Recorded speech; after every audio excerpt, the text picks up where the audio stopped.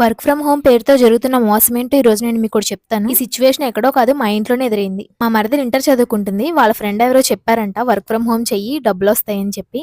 Work కూడా ఏం చేయవసరం లేదు, జస్ట్ రోజుకో స్టేటస్ పెడితే సరిపోతుంది, నెలకు 12,000 ఇస్తారంట అని చెప్పారంట. గ్రోసరీస్ కి సంబంధించి స్టేటస్ పెడితే నెలకు 12,000 ఇస్తారని చెప్పేసరికి 500 కట్టి మరీ జాయిన్ అయింది మా మరదలు. వాళ్ళు రోజుకో ఫోటో పంపించేవాళ్ళు, సేమ్ యాజ్ ఇట్ ఈస్ గా ఆ ఫోటో స్టేటస్ పెట్టేసేది. వాళ్ళు ఇచ్చిన ఇన్ టైమ్ లోనే పెట్టేసేది కరెక్ట్ గా. అలా 1 మంత్ అయిపోయింది. తిని అడిగిందంట ఇంకా శాలరీ పడలేదేంటని చెప్పి.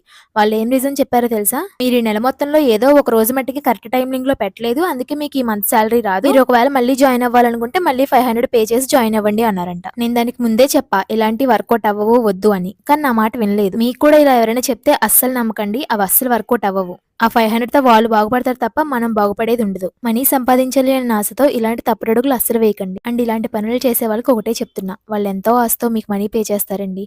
ఇలా మోసం చేయకండి వాళ్ళని.